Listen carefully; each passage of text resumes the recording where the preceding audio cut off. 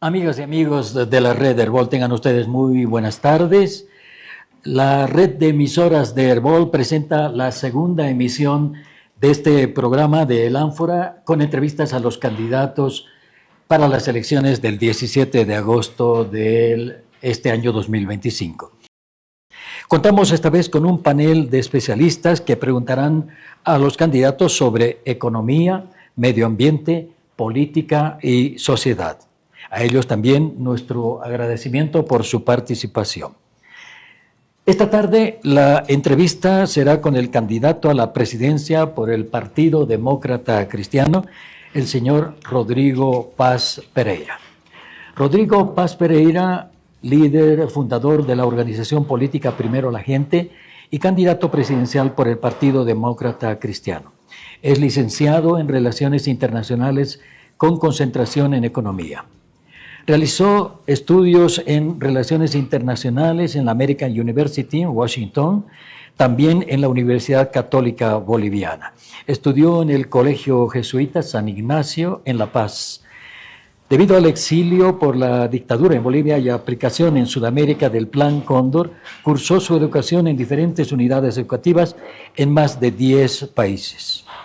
En su trayectoria política fue diputado uninominal por la circunscripción 49 en Tarija, elegido por el voto directo y mayoritario de los habitantes de esa circunscripción. También diputado uninominal por la circunscripción 46 en Tarija. Concejal municipal electo y presidente del Consejo Municipal de la ciudad capital del departamento de Tarija y la provincia Cercado. Alcalde municipal de la ciudad capital del departamento de Tarija y la provincia Cercado, electo senador por el departamento de Tarija con amplia mayoría de votantes. Segundo vicepresidente de la Cámara de Senadores, presidente de la Comisión de Naciones y Pueblos Indígenas e Interculturalidad de la misma Cámara, secretario del Comité de Autonomías Departamentales, secretario del Comité de Relaciones Internacionales. Actualmente preside el Comité de Medio Ambiente, Biodiversidad, Amazonía, Áreas Protegidas y Cambio Climático de la Cámara de Senadores de Bolivia. La red Herbol agradece la presencia de Rodrigo Paz Pereira, candidato a la presidencia de Bolivia por el Partido Demócrata Cristiano. Este año, nuestro programa El Ánfora de la red Herbol realizará las entrevistas a los candidatos con la participación de especialistas en economía, medio ambiente, sociedad y política, que será quienes planteen las interrogantes a los candidatos. Hoy contamos con la presencia del economista René Martínez, economista e investigador de la Fundación Jubileo. Gracias por estar acá, René. Y también está con nosotros José Carlos Solón, especialista en temas ambientales y director de la Fundación Solón. Gracias, José Carlos. Las reglas del Ánfora 2025. Los bloques del programa serán 4 de media hora cada uno. El primer bloque, económico y social. El segundo bloque, medio ambiente y asuntos indígenas. El bloque de política institucional, el tercer bloque. Y el cuarto, de coyuntura o lo que vive el país en la actualidad y necesita soluciones. El moderador hará de nexo entre el panel de especialistas con el candidato y el control de los tiempos de la entrevista y podrá hacer preguntas y pedir alguna aclaración. El candidato podrá responder a las preguntas en el tiempo de 3 minutos, tiempo que será controlado por el moderador y aparecerá en la pantalla de transmisión. Los especialistas deberán formular las preguntas en el lapso de 1 minuto. Les pedimos encarecidamente, tanto al candidato como a los panelistas, respetar los tiempos que aparecerán en la pantalla de nuestra transmisión a través de las redes sociales y de Internet. El moderador advertirá al candidato cuando el tiempo se haya cumplido. Igualmente a los panelistas cuando se haya cumplido el minuto para la pregunta. Si los panelistas desean hacer un complemento o desean un complemento a la respuesta del candidato, lo podrán hacer. Les rogamos ser muy puntuales en esa repregunta. El candidato tendrá 1 minuto para la aclaración o complemento de la pregunta. La red Herbol transmite este programa a nivel nacional con la participación de las emisoras e instituciones afiliadas y aliadas en todo el territorio nacional. También estamos transmitiendo a través de Internet y los sitios web de la red Herbol, que son muchos, y por eso no los citamos acá. Reiteramos, esta noche contamos con la presencia del candidato a la presidencia del país por el Partido Demócrata Cristiano, Rodrigo Paz Pereira. Le agradecemos por estar acá con nosotros, Rodrigo. Vamos a comenzar el primer bloque y vamos a comenzar con René, la pregunta para el candidato Rodrigo Paz. Gracias, José Luis. Pues va a ser un gusto compartir con don Rodrigo Paz, con José Luis y José Carlos en este espacio de diálogo para conocer un poco de las propuestas electorales. La primera pregunta que tengo es referida justamente al 50-50, que es prácticamente el título de su plan, ¿no? La Agenda 50-50, y menciona en su plan un nuevo modelo económico 50-50, como modelo económico. Entendemos que detrás del 50-50 está la distribución igualitaria de los recursos entre el nivel central y los gobiernos subnacionales. Pero más allá de eso, en el detalle, ¿qué implica este modelo económico 50-50? Considerando, por un lado, que el Estado ya no tiene los recursos que tenía antes, pero de todas maneras sería una apuesta por el actor estatal, y cómo se va a hacer con las competencias, porque hay unas competencias que tal vez no están distribuidas en un 50-50, pero los recursos sí estarían distribuidos de esa manera. Muy bien, muy buenas noches. Quiero agradecer. Esta mañana estaba a 4 de la mañana aterrizando en Santa Cruz. Tuvimos un debate con otras candidaturas. Creo que es lo correcto, lo que debe ser. Intercambio. Agradecer al medio, a Herbol, saludar a todo el país, especialmente a Tarija. Saludar a todos los hombres y mujeres que nos están escuchando. A ver, basado en las 5 crisis básicamente que tenemos hoy día en Bolivia, la económica, institucional, social, la medioambiental, la energética y la judicial en todos los ámbitos, ¿no? Podemos tomar esto desde la seguridad jurídica de una inversión dentro del país, o un feminicidio o cualquier otro ámbito del contexto político, tomando en cuenta de que en la construcción de la economía nacional no se considera la economía real. Nos han convencido o nos han comentado o nos han dicho que estos 20 años éramos un país socialista. Yo no voy a entrar a ese debate, pero cuando salgo a la calle veo a la casera que he visto al entrar a esta fundación, agradecer también a la fundación por cobijarnos. Veo una señora que a través del capital genera la compra de sus productos para después vender. Ese es su capital de trabajo. El capital del trabajo después genera platita para la casa, para el hogar, para la familia, pero otra vez para volver a comprar producto. Y es el capital en más de 220 municipios, 230.000 kilómetros que hemos hecho por tierra. Yo les aseguro que ningún candidato, y les aseguro que muchos de los que están acá no conocen la frontera en su larga extensión chilena-boliviana. Yo sí, me la he recorrido 3 veces. 2 del lado chileno y 1 del lado boliviano, porque del lado chileno está asfaltado y del lado boliviano no. Y hemos visto todo lo que es el comercio, que le llamarán parte de la informalidad. Hemos visto el narcotráfico, hemos visto entrar autos chutos en Hito, Cajón, Bolivia, hasta... Voy a ir tomando de 3 en 3, porque la lógica de ir desarrollando una idea no pasa por 3 minutos, así que me tomaré los... Entonces, y le agradezco. Toda esa condición que se va generando en el país establece que la realidad de la Bolivia que yo he visto es la realidad de un capitalismo. No es un socialismo, es un capitalismo. Es capitalismo, no en la lógica del capitalismo de consumo, sino en la lógica del capitalismo productivo, en la lógica del capitalismo comercial. Entonces nosotros hemos empezado como equipo a generar esa lectura real de que tanto lo informal como lo formal pasa por un problema, el Estado. El Estado se ha vuelto un problema en el país. Corto mis 3 minutos, lo voy a ir adjuntando a los otros 3 minutos siguientes. Okay. ¿José Carlos o René? Pero digamos, en el 50-50, que sería la distribución, qué más hay detrás de eso para hacer un modelo económico 50-50, ¿no? Pero más aún, siendo que el Estado no tiene recursos, apostar por el 50-50 de todas maneras es apostar por la plata del Estado, ¿no? No, primero que la plata no es del Estado, es de los bolivianos. El Estado es un instrumento de organización de los bolivianos. Cuando viajo por el país y le pregunto, ¿hay que cambiar la patria o el Estado? Y todo el mundo me dice, cambia el Estado, la patria no se cambia, es como como nos hemos constituido. Volviendo al otro tema, ¿por qué aplicar el 50-50 y por qué aplicar esta visión del capitalismo para todos? En el capitalismo para todos lo que nosotros estamos generando es aquello que me pide la gente. Rodrigo, necesito recursos, necesito capital, necesito que me bajes el crédito. Yo no puedo acceder al crédito financiero legal, tengo que ir al informal, al usurero, el que me cobra 20, 22, 24%. Entonces, quiero que me ayudes generando un crédito productivo o un crédito de ámbito comercial que tenga el mayor impacto en yo tener ese crédito. Y yo les digo a los comerciantes o a los gremiales, cuentapropistas, empresarios, transportistas, les digo, bueno, pero algo hay que devolver. Ya, devuelvo con impuestos, pero no me cobres los impuestos que hay ahora, son muy altos para mí. En vez de 10 voy a pagar 1, pero voy a pagar 1.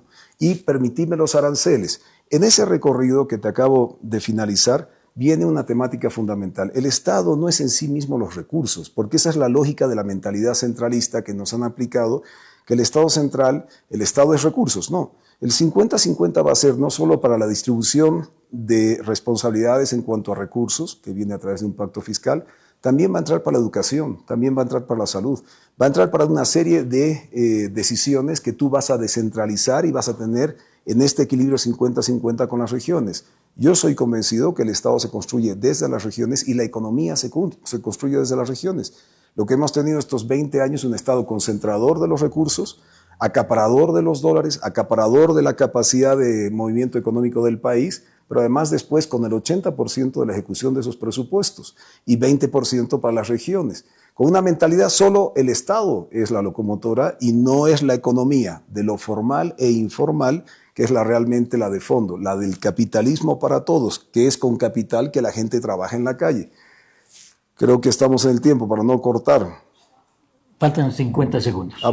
Bueno, esto significa una coyuntura de poder establecerle al ciudadano, al formal informal, que le cuesta caro, estimado René. Al boliviano le cuesta caro ser formal porque hay un Estado que te hace cara a la vida. O sea, este Estado te hace cara a la vida. Tú quieres traer un producto de Perú o de Chile y me dice don Marco, expasante el año pasado de Sica Sica de la Virgen del Rosario, querido Rodrigo, yo meto 5 camiones, 1 lo meto legal, 4 los meto ilegales, porque con este legal me van a pedir estos corruptos 1 año completo de coimas. Y los 4 me sirven para compensar el camión de coima.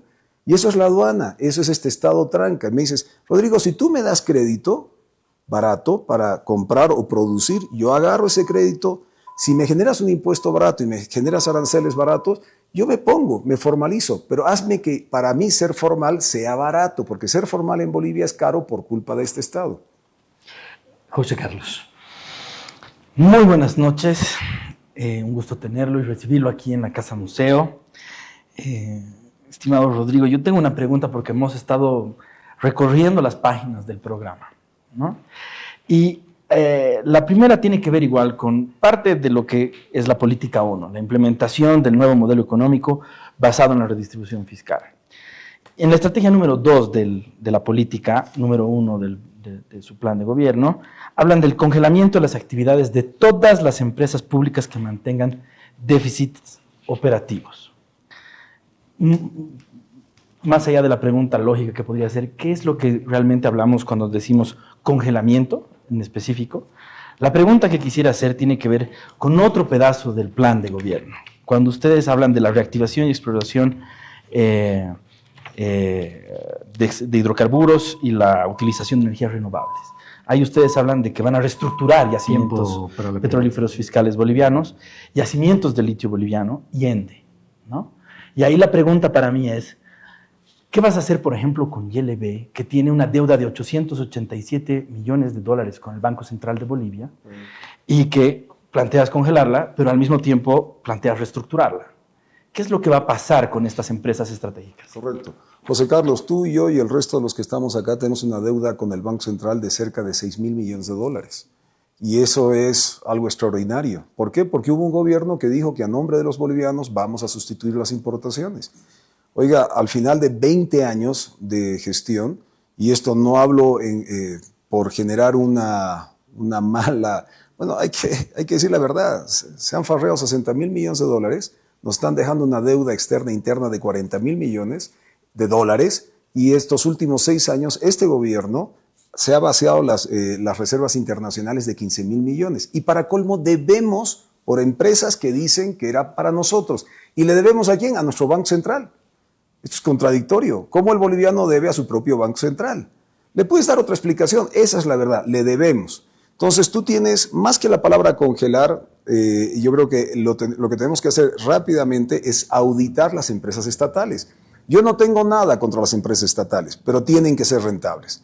Oiga, Petrobras es una empresa estatal que tiene acciones privadas también. Hoy día discutía con el sector privado en Santa Cruz y yo les dije, creo que YPFB y ENDE, por darte un ejemplo, deberían ser no solo relanzar estas instituciones con una verdadera organización administrativa acorde a las necesidades de los bolivianos, pero deberían ser bandera nacional, internacional. Toda esa capacidad de ENDE a futuro de generar energía, no solo en la crisis que está, 70% de la energía eléctrica en Bolivia viene de las termoeléctricas, del gas. Oiga, podemos relanzar estas empresas y que realmente sean de utilidad y no de botín político, no de caja chica de los partidos políticos. ENDE y YPFB no solo debe ser una industria bandera nacional, sino tiene que ser una industria bandera de forma internacional. Tenemos 5 fronteras, 5 países que son vecinos con nosotros y tenemos toda la capacidad para desarrollar en la venta de energía. Y te digo con mega hidroeléctricas, no, con micro hidroeléctricas que se pueden instalar a lo largo de este territorio nacional. Pero tienes que auditar. Yo no voy a permitir como gobierno nacional que 90.000 millones de bolivianos se pongan a nombre de las empresas estatales. No lo voy a hacer. Vamos a auditarlas. Oiga, la que funciona, funciona bien. Y la que funcione bien tiene que competir porque es lindo ser empresa estatal y monopólica. Oiga, Entel tiene que competir, BOA tiene que competir, las empresas nacionales tienen que demostrar que son capaces de no sacarle la plata al boliviano de la salud, de la educación, porque es de ahí donde están sacando, para mantener esos monstruos inútiles que son deficitarias, que solo generan gasto, 90.000 millones de bolivianos, 89.000 y pico, pero redondeando 90.000. Yo no lo voy a permitir. Y ahí viene parte de los recursos, porque esos recursos se están ejecutando. Mira, el año pasado para los dólares, a valor de dólares, 4.200 millones de dólares el gobierno le pidió al Banco Central, caja chica el Banco Central del gobierno nacional. Para el resto de los bolivianos no hay dólares, pero para sus empresas deficitarias hay dólares y hay bolivianos para que sigan funcionando con déficit, que es gasto para todos los bolivianos. Breve una repregunta, sí. La respuesta en 1 minuto, por favor. La repregunta es, bueno, entonces auditar y luego reestructurar. En ese sentido, la reestructuración va a implicar una suerte de capitalización. En el caso de YLB es obvio, es la segunda empresa con mayor déficit y menos rentable del país. Esa es la pregunta. ¿Auditar y luego capitalizar o qué es reestructurar en términos concretos cuando no es rentable? Mira, las que no funcionan, mira, si alguien se quiere hacer socia o comprarse, y aquí quiero dejar muy en claro, la propuesta nuestra es generar un proceso, si las empresas que no son rentables para los bolivianos pueden tener una lógica público-privada a futuro, o sea, que vengan privados, hagan sociedad con la parte pública y sean codueños, muy bien. O pueden ser vendidas a privados solo nacionales. Y este es un modelo que se hizo en la India. En la India teníamos un problema similar que en Bolivia, tenían empresas estatales deficitarias. ¿Qué hicieron? Generaron una oferta solo a empresarios de la India. Esto va a ser solo aquellas, por ejemplo, la fábrica de papas fritas del alto de 25 millones de dólares. Por favor, esa empresa tiene que generar algún tipo de utilidad. Entonces, se ofrece la empresa y solo puede ser empresa nacional la que pueda generar el funcionamiento o la propiedad de estas nuevas empresas, solo nacionales, a no ser que sea público y privada. Rodrigo, el presidente Luis Arce dice que el país está cabalgando entre pagar la deuda y subvencionar el combustible y que por ello no hay disponibilidad de divisas, de dólares. Esto no va a cambiar porque para paliar un poquito esta situación, usted lo decía, a los bolivianos nos deben 6.000 millones de dólares. Y Nosotros debemos nosotros a nuestro Banco debemos, Central. Ese es ¿no? el descaro. Pero para salir de este pozo en el que nos estamos metidos, necesitamos mínimo 5.000 millones de dólares. Y para salir del barranco, al menos 8.000 millones de dólares. ¿Qué hará si llega a la presidencia? Mira, voy a empezar por algo que dijo Bukele, con el cual no comparto. Todo aquel que viola la Constitución yo no comparto, pero debo admitir que su primera frase en su primera gestión dijo: en El Salvador, si no roban, alcanza la plata. Igual en Bolivia.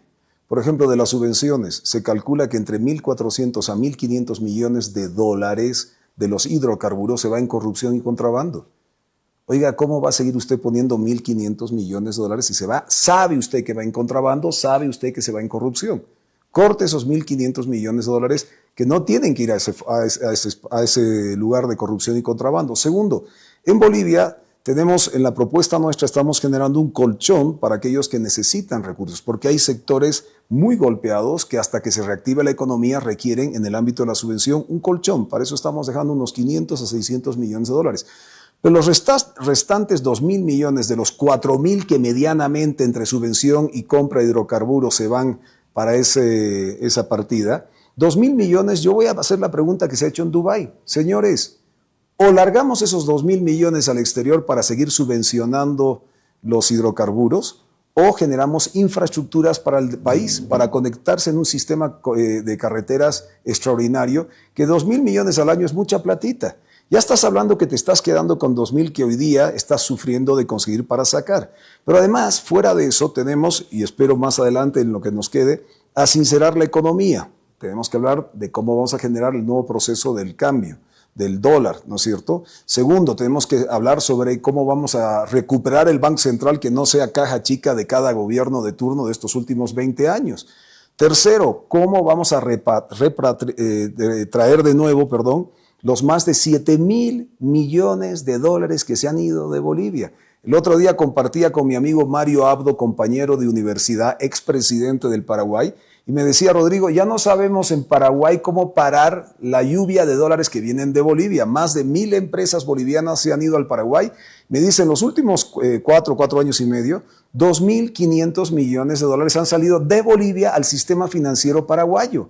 Y son dólares legales, no son dólares ilícitos, legales, de empresas instaladas en Bolivia, que dicen: yo no puedo mantener el dólar acá, porque dólar que aparece es como si fuera una pepita de oro para que el gobierno se la agarre. Entonces, creo que hay que entender claramente de lo que viene. Uno, que lo voy a desarrollar más adelante, a sincerar la economía nacional en función del tipo de cambio, a sincerar o cambiar la lógica del Banco Central, y el tema de repatriar los 7.000 millones como base, más lo que ya dije de la subvención. Ya estás hablando de un paquete de 4 o 5.000 millones de dólares. Yo no voy a ir, y se lo dije ayer en la cara al Fondo Monetario Internacional, en el encuentro con organizaciones internacionales que me invitaron ayer para exponer el plan. Les dije: yo no voy a pedir plata al Fondo Monetario Internacional. En Bolivia, si no roban, alcanza. Si te organizas, eres capaz de generar bonanza y podemos perspectivas de reactivar la economía. René, tu consulta. Gracias, José Luis. Sí, justamente voy a ese tema de lo macroeconómico. La primera tarea del siguiente gobierno va a ser el tema económico con seguridad. Es realmente un momento muy complicado desde el punto de vista económico y tenemos desequilibrios. Uno es el fiscal, ¿no? Profundo déficit fiscal y mayor endeudamiento, y es algo ya estructural con este crecimiento que ha habido del gasto. Y el otro es del sector externo, relacionado a la caída de las reservas, al tipo de cambio congelado. En su programa tiene como estrategia el restablecimiento de los equilibrios macroeconómicos. Pero ¿cómo se va a realizar este restablecimiento, ¿no? Va a ser un plan de ajuste, y va a ser un ajuste de shock o un ajuste gradual. Y ahí creo que los temas más álgidos, más delicados, son justamente el tipo de cambio, cómo lo va a abordar, y la subvención a los hidrocarburos. A ver, rapidito, el tipo de cambio ya lo ha hecho el pueblo. Si hay algo claro que tiene el boliviano, es que la estabilidad es un bien público. Hoy día usted sale a la calle, está en 14, 15, 16 el cambio del dólar. El gobierno dice que está en 7. Ese es un cambio fantasma, eso no existe. El país sabe en qué cambio está, porque tiene la justa medida del mercado, de la oferta y demanda del dólar. Entonces ya la devaluación, que tendría que haber sido una responsabilidad de estos últimos 20 años, de ir 2-3% devaluando formalmente, yo diría, deberíamos estar tranquilos en un 13.5, en un 14 bolivianos por dólar. Eso debería haber sido gradual. Pero claro, si tienes 60.000 millones de dólares que te entregaron el esfuerzo nacional desde la guerra del Chaco, si tienes para apalancar otros 40.000 millones que te metiste como deuda interna y externa, ¿para qué vas a ajustar si el país va bien? Cuando estás viviendo de una mentira, te estás gastando el futuro. Y eso es lo que ha pasado estos 20 años. 60.000 millones de dólares, que hoy día, ¿qué modelo productivo alternativo tenemos? Se acabó el gas, el litio no llegó, ¿y de qué estamos viviendo? La gente, yo quiero decirles una cosa, ¿qué haría la gente en los análisis de la economía si no hubiera la Feria de Barrio Lindo en Santa Cruz? ¿Qué haría la gente si no hubiera la Feria 16 de julio en El Alto? ¿Qué haría la gente si no hubiera la Feria Cantuta en Oruro? Yo les aseguro que ninguno de los candidatos a la presidencia hoy día conocen ni por asomo esas ferias. Y están hablando de una economía desde las perspectivas de los últimos 30, 40 años, y no están hablando de la economía real que la gente desarrolla en la calle. Estos bolsones laborales informales son los que están salvando la estabilidad de este país. Se calcula que son cerca de 500.000 empresas formales. Póngale 500.000 trabajadores en el Estado, por poner un punto de equilibrio, pero tenemos 5.700.000 informales en las calles. Si no resuelves al gremial, al cuentapropista, al transportista, al comerciante, al empresario que está ahí detrás, a todos esos bolsones, oiga, ¿qué vas a resolver lo formal de este país? Ataca lo que requiere es responder como un valor estratégico para esta economía. Y eso no es con el Fondo Monetario Internacional. Eso pasa por atender sus necesidades. Y vuelvo a reiterar, repito, capitalismo para todos no significa generar crédito de consumo, que ese es el capitalismo duro, puro y duro que vemos en los Estados Unidos o en Chile. No, no, capitalismo productivo, barato. Y te voy a cobrar impuestos barato. Y este celular que está acá o cualquiera de las tecnologías que están en este estudio o en el país, 0% de arancel. ¿Por qué voy a cobrar arancel sobre algo que no se produce en Bolivia? Todo lo que no se produce en Bolivia va a tener aranceles por debajo del 10%. ¿Vamos a defender la industria nacional? Sí. Pero lo que no se produce en Bolivia tiene que entrar con facilidad para permitirnos desarrollar comercio, economía y productividad en el país. Bien, Una va a pequeña, ser una repregunta, sí, una ¿no? pequeña réplica. Bueno. Y evidentemente hay el tipo de cambio, el paralelo, ¿no? Que está alrededor de 16 bolivianos. Pero eso no ha solucionado el problema, porque con un paralelo el Estado, el gobierno no tiene para importar gasolina, para pagar la deuda, la gente no tiene para importar medicamentos y muchas otras cosas, ¿no? Porque en realidad es algo que no está funcionando bien, hay un desequilibrio ahí. Y se necesitan millonarios recursos para atender todas estas obligaciones, ¿no?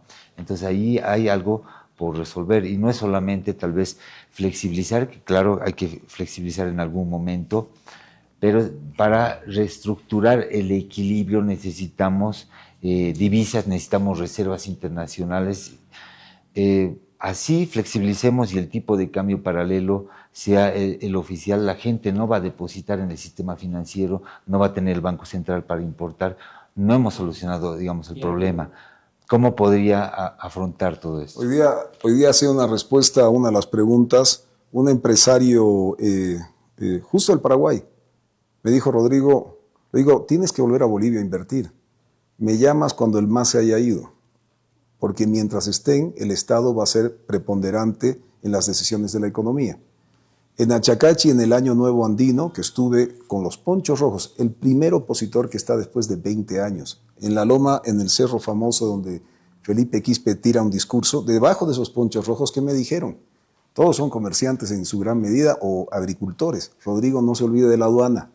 Usted ha dicho que va a eliminar la aduana. De hecho, sí, pero la vamos a transformar la aduana, porque tiene que ser una instancia de ver productos que entran y salen del país.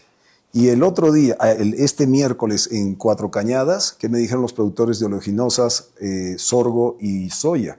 Oiga, yo puedo pagar, si me liberan la importación de diésel, puedo pagar de 6 a 8 bolivianos el precio del diésel.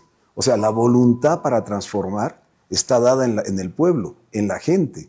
Pero el problema se llama este Estado central incapaz y tenemos que dar las opciones para que la informalidad y la formalidad puedan entrar a un proceso de formalismo, o sea, lo formal y lo informal de la economía entra a un proceso de formalidad barata y va a generar reactivarse la economía. Dólares hay en este país, bajo el colchón hay dólares, en las cuentas bancarias afuera hay dólares. Dale garantías a ese dólar, dale premio financiero, dale premio tributario, permití que retorne ese dólar y se va a reactivar esta economía. Bien, tenemos que ir a una pausa, primero con nuestros auspiciadores de este programa, El Ánfora, y luego con la tanda comercial de la red Herbol. Bien, seguimos acá en El Ánfora a través de la red Herbol en el país. Vamos a cerrar la parte de la economía en este programa con el candidato Rodrigo Paz. Y René, tienes una pregunta pendiente. Sí, es justamente sobre la inflación, que también va a ayudar a tal vez responder más sobre el plan económico, ¿no?, que tiene. La inflación causa un efecto negativo especialmente para los estratos más empobrecidos. Y bueno, a mayo del 2025 ha llegado a 9.8%, ya a mayo ha sobrepasado la expectativa de inicio de gestión, y el acumulado a 12 meses, o sea, el último año, es 18.5, es decir, la inflación ya se ha disparado incluso con los datos del INE, ¿no?, que tal vez no captan incluso toda la inflación que la gente percibe. ¿Cuáles considera que son las causas que han desatado este proceso inflacionario y qué medidas propone para enfrentar este problema? Mira, el otro día, y te voy a poner un ejemplo, de parte de la convivencia con la gente, fuera del mal manejo del gobierno, ¿no es cierto?, empezar a pelearse con los productores de Bolivia, empezar a generar una serie de problemas para exportar, que ya te viene con problemas, parte del problema inflacionario es la falta de dólares también.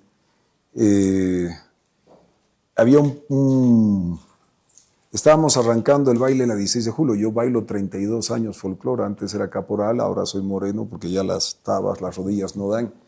La gran ventaja de eso es que convives con comerciantes, gremiales, transportistas, están todos los sectores vinculados y las estructuras sociales las entiendes desde la cercanía. Había un vendedor donde estábamos partiendo la danza con un saludo a los fanáticos liberados. Había un vendedor en el Alto, en la 16 de julio, y le digo, oye, el presidente está ofreciendo yuanes para generar comercio. Y él, ¿qué me dice? ¿Tú vas a utilizar yuanes? Le digo. Y él me dice, ni cojudo que fuera. Respuesta textual, ni cojudo que fuera.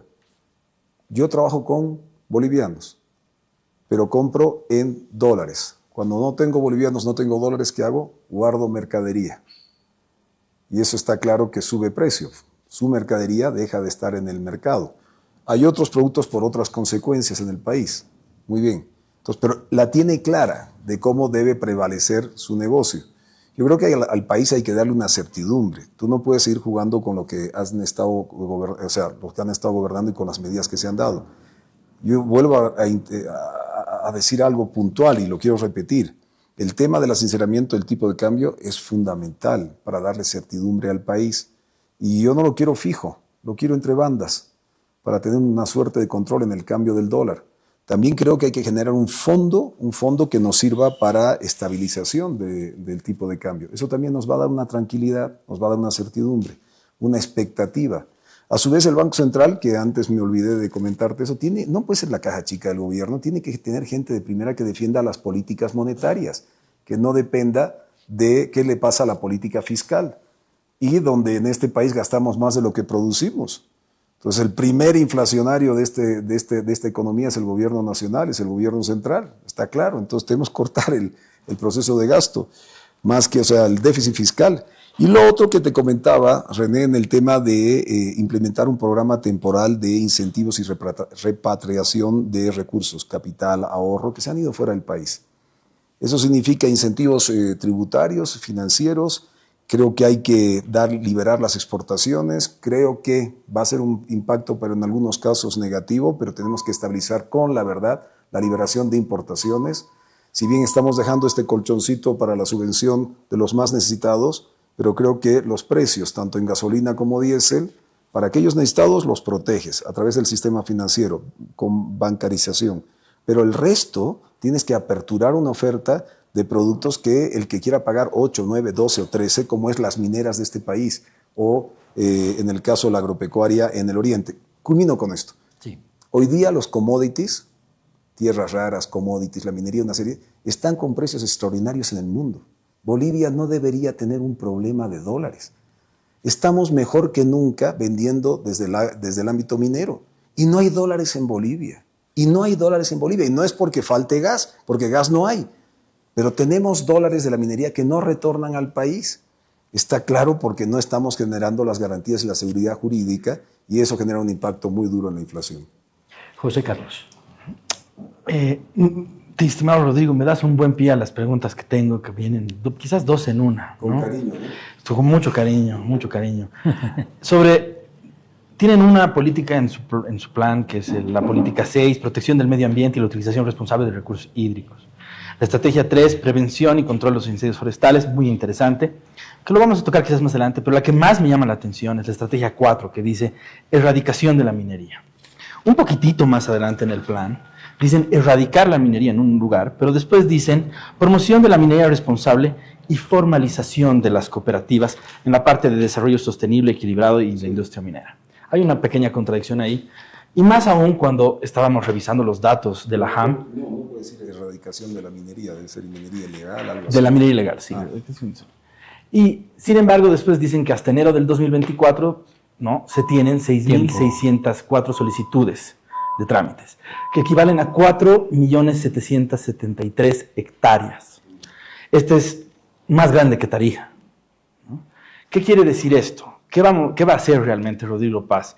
¿Va a legalizar las cooperativas y legalizar lo ilegal? ¿O va a realmente tener una política un poco más estricta en cuanto al medio ambiente y la minería? A ver, ahí tengo, el equipo me preparó todos los detalles sobre y que lo leeré después puntualmente como títulos. Hoy día las cooperativas en algunos casos son más grandes hasta que algunas confederaciones en el país, ¿no? La Confederación de Empresarios Privados. Oiga, las cooperativas de este país te están moviendo, hace 2 años, el 23 movió cerca de 3.000 millones de dólares solo en oro. ¿Puedes negar esa realidad? No. Esas cooperativas no tienen acceso al crédito, no van al crédito bancario, salvo alguna excepción bajo algunas instancias que son los intermediarios. O sea, la cooperativa busca un intermediario, el intermediario va, que tiene garantías o tiene espalda, va al sistema financiero legal. Las cooperativas, hablando con ellos, me han dicho, Rodrigo, yo quisiera que nos ayudes sin poner un peso para crear fondos o un sistema bancario, un banco. Queremos crear nuestro banco o un fondo, que nos ayudes en la forma legal. Y les he dicho, bueno, a cambio de eso, ustedes tienen que inscribirse legalmente, porque para recibir un crédito o ser parte del sistema financiero hay que legalizarse. Sí, nos legalizamos. Pero vuelve otra vez la misma lógica. ¿Cuánto cuesta ser formal en Bolivia? Entonces yo le dije, mire, el medio ambiente, además, si habrás visto en la política que tenemos, nosotros La Paz pierde por no emitir bonos de carbono cerca de 300 a 350 millones de dólares al año. La Paz en su mejor año en hidrocarburos recibió 250 millones de dólares. La Paz, si cuidara lo verde en bonos de carbono, podría moverse entre 300 a 350 millones. Hay un municipio en Charagua, y que seguramente como medioambientalista, que si le dieran las facilidades para culminar sus procesos de bonos de carbono, resulta que puede mover en los siguientes 2 o 3 años 200 millones de dólares. Y el municipio es de 40.000 habitantes. Es una locura. Sin embargo, no hemos tenido la capacidad ni que la sociedad boliviana tome conciencia de lo que perdemos destruyendo o desforestando y a su vez generando un punto de equilibrio no solo con las mineras, sino con la agroindustria, sino con diferentes sectores, porque tenemos que generar un punto de equilibrio. El primer paso es que se legalicen, porque si no son legales van donde el chino les da en 20-22% el crédito usurero, les da la tecnología y al final los dólares que generamos por el oro, un ejemplo, se van fuera del país, no se quedan ni siquiera en el país. Movilizan cierta cantidad en el país, pero la mayoría se va para pagar deuda afuera con los usureros y tecnología que le compran a los chinos. ¿Por qué no generar esa relación con Bolivia y empezar a formalizar? Ellos, muchas veces hemos hablado, me dicen, Rodrigo, yo no quiero usar mercurio, pero si me evitas, o sea, si me bajas los costos de una tecnología mejor y me estableces bien los espacios, yo soy parte, sobre todo los que ya están asentados. Cierro con esto es importante, el AHAM es una estafa igual que la aduana nacional. AHAM, José Carlos, tú sabes bien, no solo ya ha repartido territorio en Pando, Beni, Cochabamba, y está ahora entregando el precámbrico de Santa Cruz. ¿A quién estará entregando todo eso? ¿Y bajo qué montos de corrupción? Porque solo con corrupción puedes vender o entregar la patria de esa manera. Hoy día eso es una realidad. Perdón, yo quiero hacer una aclaración con esto. La minería del oro, Rodrigo, envenena ríos, arrasa con todo lo que tiene al frente, hace mucho daño a nuestras vidas, exporta unos 3.000 millones de dólares la minería del oro solita al año, pero le deja al país 63 millones de dólares. No me he equivocado. Sí, 63 millones de dólares. Eso fue. ¿Cómo se recuperará esa plata que se va afuera por la minería legal e ilegal? Pero querido José Luis, es corrupción. El Estado tiene normas y leyes para que eso no ocurra. ¿Tú ves al Estado parando a la minería ilegal en este país? ¿Tú ves al Estado parando los ilícitos en el Chapare? Oiga, Evo Morales sigue suelto. Yo tuviera esos cargos. A mí Evo me ha puesto 16 procesos, intentó 16 procesos, y yo he tenido que defenderme a la justicia cada bochorno de acusación. Este señor anda suelto. Si el Estado cumpliera las normas contra el narcotráfico, el Chapare no debería tener narcotráfico y sería un lindo lugar de turismo. Y si el Estado cumpliera las normas que tenemos medioambientales, no debería ocurrir lo que estás indicando. La peor equivocación es negar la realidad. La peor equivocación es negar el capitalismo que se vive en Bolivia. Entendamos la forma de funcionar y corrijamos lo que hay que corregir, pero lo que no podemos, bajo falsas banderas, es negar la realidad. 3.000 millones salieron el año 23 y solo dejaron, creo que, no sé si 63, creo que fueron 69 millones en impuestos. Oiga, hay que cambiar esa realidad. El primer paso de cambiar esa realidad es aceptar la realidad, no negarla. No, yo rechazo esta situación. Meta usted a las Fuerzas Armadas a luchar contra ese bloque, meta usted a la policía. No va a ocurrir. Tiene que cambiar bajo lógica económica. La manera lógica de encaminar en Bolivia estas fuerzas que mueve la economía nacional, legales o ilegales, es a través de la economía. Y tienes que generar a través de la economía que estos bloques, estos sectores se formalicen. Lo ilegal es ilegal, lo que contamina, contamina. Pero entonces tendríamos que cerrar toda la minería del país. Y no puede cerrar la minería porque hoy día estamos en este ámbito de deforestación, pero la contaminación también está en otros lugares del país. Entonces, encaremos con la realidad, con la verdad, cómo se consensúa, cómo se genera espacios de concertación con aquello que el Estado no está resolviendo por mucho que hagas leyes. Yo hice una ley, la ley del cóndor. La ley del cóndor tiene una serie de artículos para penalizar los incendios. José Luis, ¿tú crees que han aplicado esa ley que ya está promulgada? ¿Crees que está activa para todos aquellos que agarran y queman la foresta en Bolivia? No, no se aplica, porque no tiene una lógica del Estado aplicar algo que por corrupción no se va a cortar. Entonces, hay que encarar esto con la verdad, con la realidad. Vivimos un capitalismo puro y duro. ¿Cómo lo conduces? ¿Cómo lo administras? ¿Cómo lo reconduces en favor de aquello que estamos pronunciándonos en nuestro programa de gobierno para recuperar? Lo verde vale. Ya he dicho, con bonos de carbono, si colocamos bonos de carbono, cuidas lo verde, vas a tener retorno. Si cuidas, ganas. Pero ese debate hay que plantearlo a nivel nacional, no negar la realidad de lo que estamos viviendo. Bien, José Carlos. Ya, sí, cortito, porque sobre el mismo tema de la minería.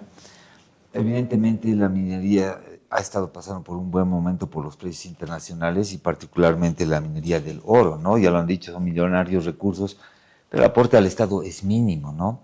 Entonces, bien usted decía, hay que formalizar, pero también señala que la manera de formalizar es con impuestos que no sean tan altos. En el caso de la minería, particularmente la minería del oro, y ahí están las cooperativas, porque muchas cooperativas son legales, ¿no? Pero el mecanismo es que se les cobra tan bajos los impuestos que el aporte al Estado es mínimo, ¿no? Entonces ahí no sería tanto formalizar, sino habría que cambiar mecanismos de control por un lado, y por otro lado habrá que hablar de impuestos, ¿no? Si en algún momento el Estado va a necesitar impuestos y van a necesitar divisas, hay este sector que se ha beneficiado de grandes excedentes económicos. ¿Qué plantearía hacer? Más allá de tratar de formalizarlos, ¿hay que cobrarles más? Querido René, es más fácil cobrarle impuestos a los mineros aún ilegales que a los cocaleros del Chapare. Esa es la realidad de este Estado. Que es Entonces, ambos, ¿no? a todo el mundo tiene que pagar impuestos en Bolivia. El pacto social, el acuerdo social que tiene que haber una parte de una sociedad es contribuyo para que se genere un estado de bienestar, pero el estado de bienestar, bajo la excusa del estado de bienestar, lo que no puedes es hacerte a un lado o desentenderte de un modelo económico que se ha generado en las calles y que es una realidad. Si tienes 5.700.000 informales, donde hay cooperativistas, gremiales, cuentapropistas, en la economía nacional, no puedes solo responder a la lógica de 500.000, porque resulta que hay un Estado conformado para asfixiar a 500.000, que es la formalidad, hay otros 500.000 que son parte del aparato estatal, pero los que mueven la economía, y es con los que yo hablo y me encuentro, y te hablan del capital puro y duro, hablan del crédito, hablan de pagar impuestos, hablan de bajar aranceles, pero te están pidiendo los cooperativistas, los gremiales cuentapropistas, Rodrigo, dame garantías, quiero formalizar. A medida que vayamos creciendo, voy a ir aumentando, pero necesito empezar por un lado. ¿Cómo nos asinceramos con la economía? Paraguay lo hizo. Paraguay llamó a su sociedad hace 30 años, cuando Bolivia empezaba en el boom del gas. Paraguay llamó en unos niveles macroeconómicos muy distantes a la economía nacional, cuando empezábamos con los hidrocarburos, asinceró la economía. ¿Cómo nos conformamos? Vos sos contrabandista, vos te dedicas a esto, vos te dedicas a esto y lo otro. Bueno, asinceremos la economía. Y empezaron poniendo, y vos sabes muy bien, 3 impuestos por debajo del 10%.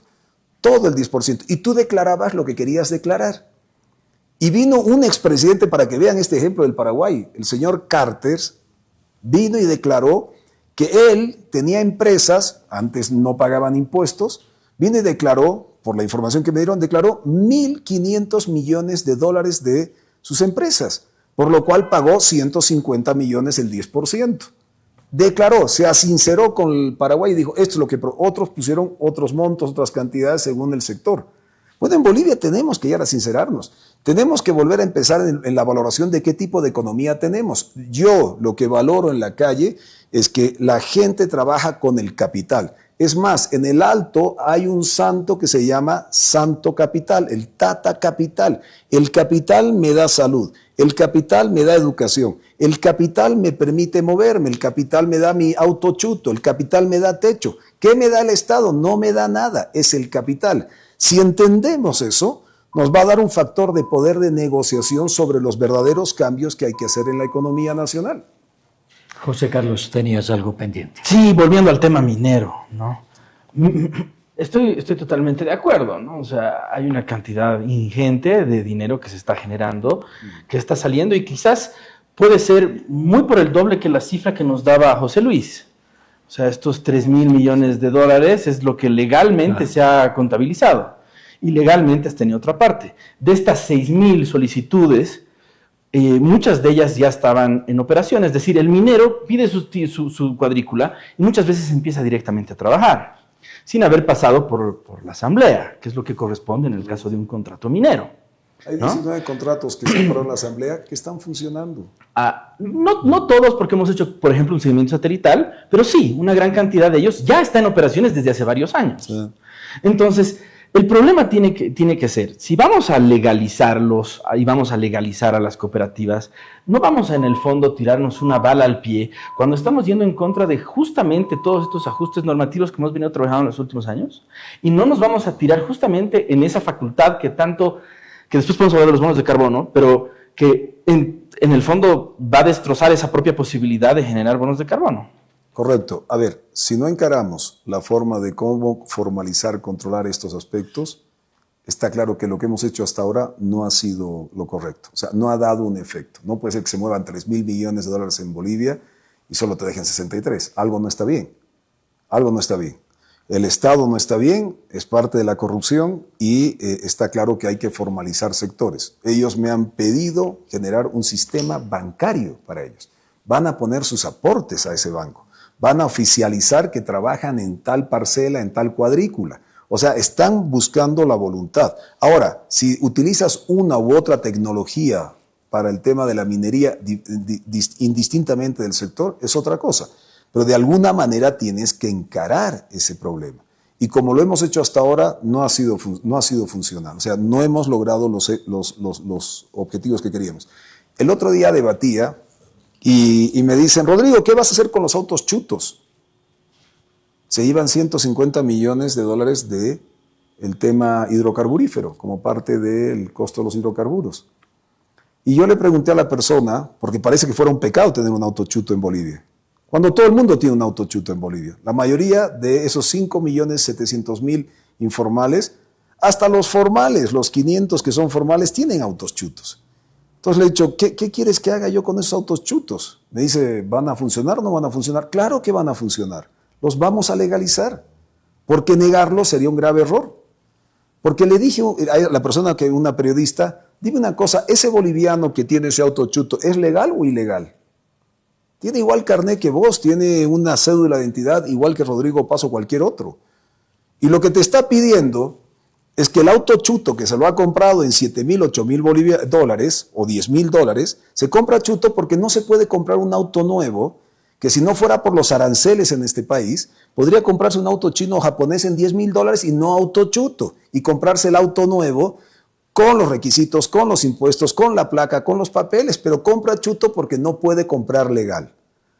Ese es un ejemplo muy puntual. ¿Es ilegal ese boliviano? No. Ese boliviano está resolviendo un problema que genera un problema, evidentemente, a la economía nacional. Pero es que está resolviendo su problema de familia. Hay que entender eso. Entonces, encaremos esos problemas,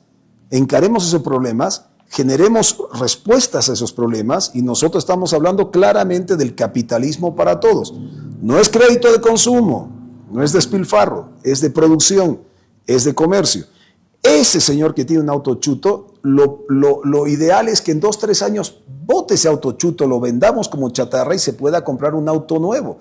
Ese minero que hoy día no es ilegal porque es boliviano, pero está en un formato ilegal o en una minería chuta, tiene que pasar a una minería legal, controlada y como corresponde en cualquier nación del mundo.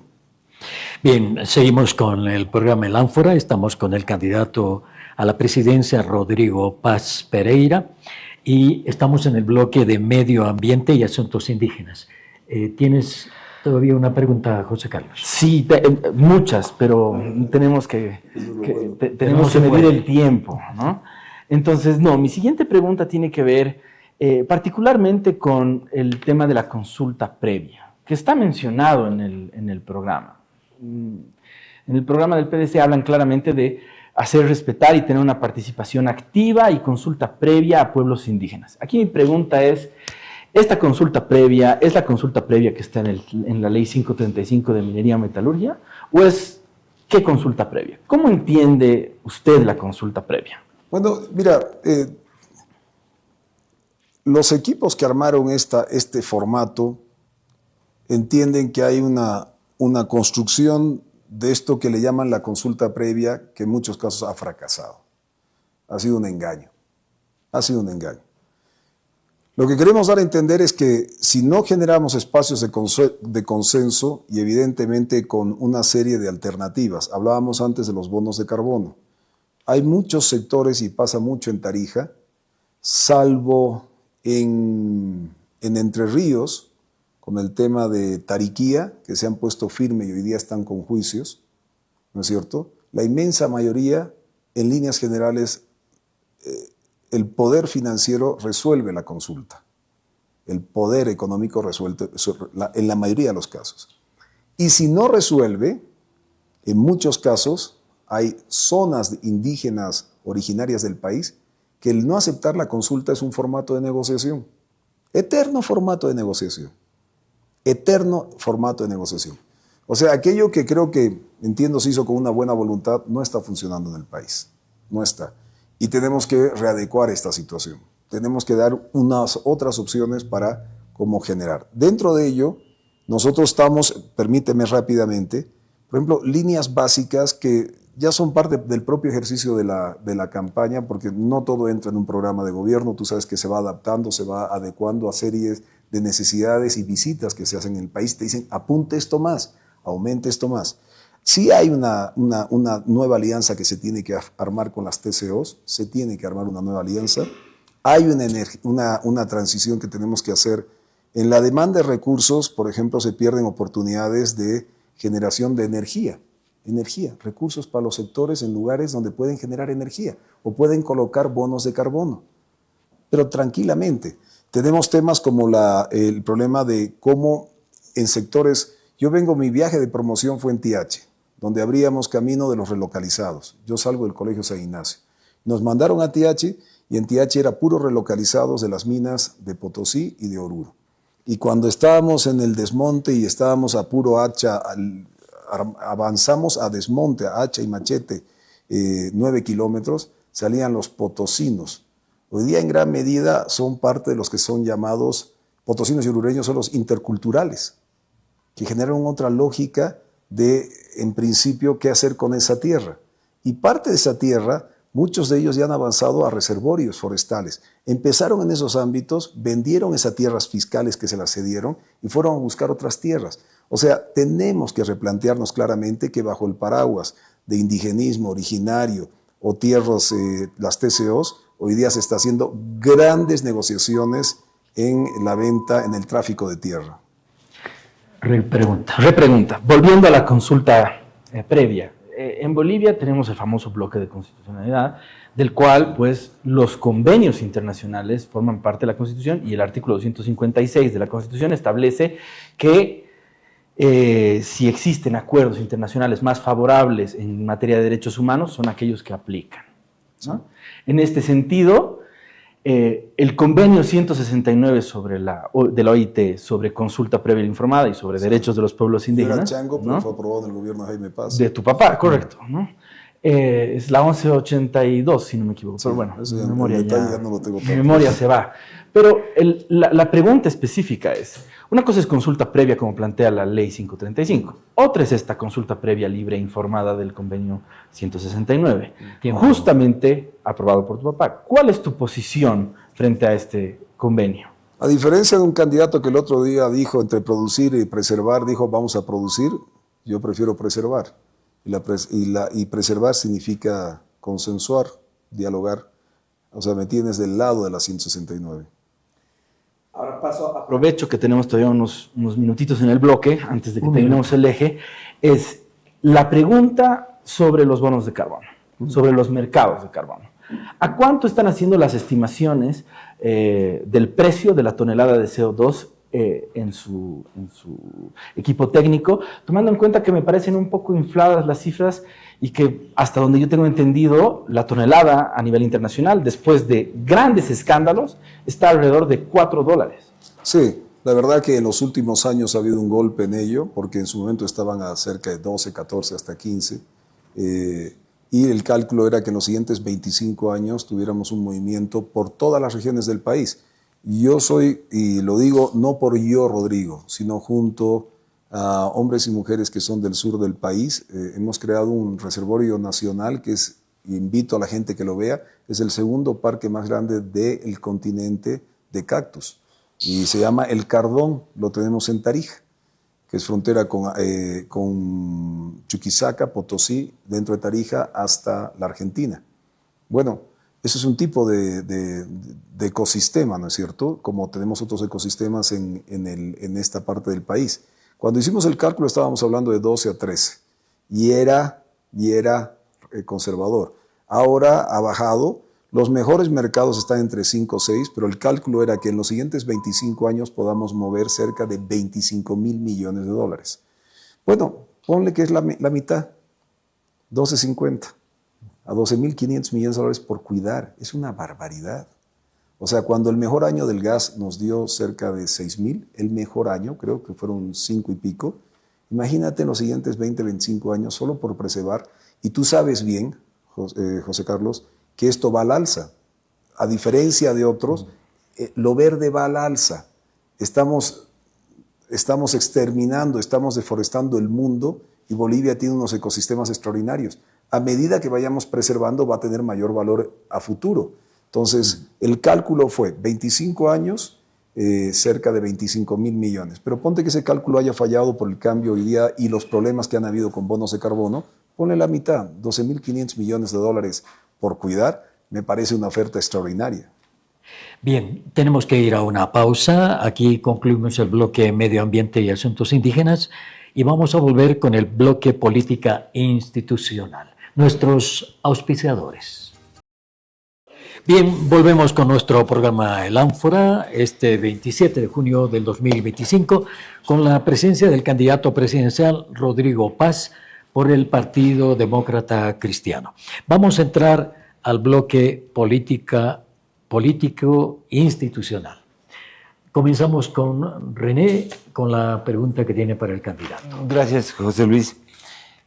Bueno, justamente habló del tema de corrupción y el daño que le hace al Estado, ¿no? Y bueno, Bolivia ha obtenido una puntuación de 11 sobre 100 en transparencia presupuestaria, de acuerdo a la última encuesta de presupuesto abierto.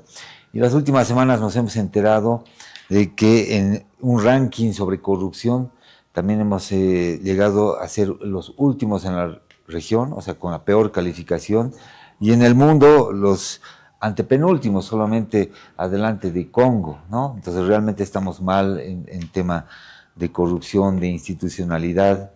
¿Qué plantea hacer Rodrigo Paz si llega al gobierno? A ver, yo creo que acá es fundamental el solo hecho de que vayas a reducir el déficit, bajar el gasto, auditar las empresas estatales, ya... Ahora ya... No está funcionando. Tranquilo, no es la policía. No es la justicia. Es un paso fundamental. Vas a auditar una serie de instancias de alto nivel de corrupción. La aduana, alto nivel de corrupción. El sistema impositivo en Bolivia, alto nivel de corrupción. O sea, el Estado tiene unos brazos de alto nivel de corrupción. Yo creo que tenemos que aplicarle tecnología al país. Parte de la propuesta es aplicar tecnología. Por ejemplo, lo que se llaman los blockchains, este sistema de cadenas de ir coordinando una serie de pasos en los contratos o licitaciones del país. O sea, no es por paso individualizado como islas, sino es un sistema en cadena. Yo les quiero comentar que en el municipio, en Tarija, lo cual me ha generado la enemistad de mucha gente y golpes duros, sobre todo de algunos ámbitos mediáticos, hicimos el sistema TAC. ¿Qué es el sistema TAC? Tecnología Anticorrupción. ¿Invento de Rodrigo? No, está en Curitiba. Curitiba tiene un sistema que en el caso mío, un día me llegan mis presupuestos del municipio, mi primer año, digo, ¿por qué 42 millones de bolivianos para compras menores? ¿Qué es compra menor para la población que nos está escuchando viendo? Necesitamos un paquete de aguas porque tenemos invitados, necesitamos aceite porque el camión, la volqueta X se le rompió o le falta aceite, o necesitamos cambiar ruedas a esa volqueta. Son compras menores de 50.000 bolivianos. Gran índice de corrupción en todas las alcaldías del país y me atrevo a decirle a cualquier alcalde de Bolivia, a cualquier ministro de la presidencia, al presidente. ¿Cómo funciona esa corrupción? Que es la caja chica de todas estas instituciones. Tú llevas la compra menor, salen tres a cotizar. Y en Tarija habían solo 16 empresas que te vendían desde postes hasta agua, te vendían hamburguesas, te podían vender aceite, ruedas para el camión, lo que fuese. Te vendían todo. 16 empresas hacían todo. Un día le tocaba a una, el otro día le tocaba a la otra, todo por debajo de 50.000. El acumulado, 42 millones de bolivianos al año. 42 millones. Tomamos el sistema de Curitiba y el sistema ¿qué hacía? Primero, inscribir a todas las empresas oferentes de la ciudad de Tarija.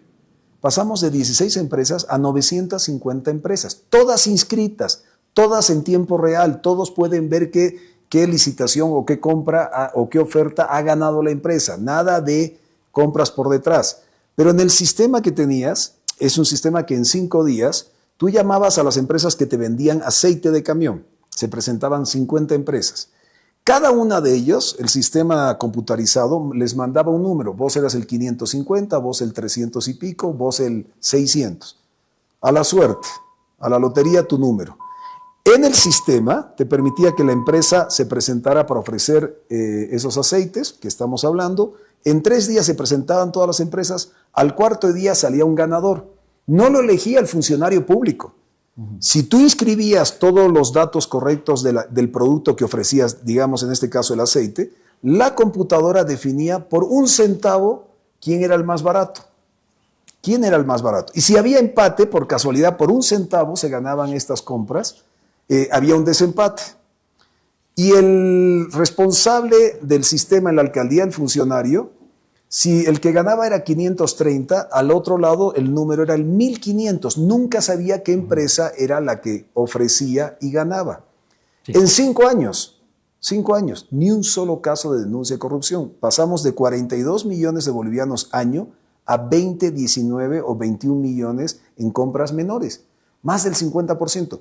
Eso hoy día ocurre en todas las instituciones, en todas las alcaldías, en todos los ministerios, en todas las instituciones públicas del país que tienen compras menores, hay este grado de corrupción. Y eso afecta casi a 1.5 del Producto Interno Bruto. 1.5 acumulando todo lo que genera el Estado en este tipo de movimientos económicos. Eso pregunta de José Carlos Solo. Repregunta en realidad.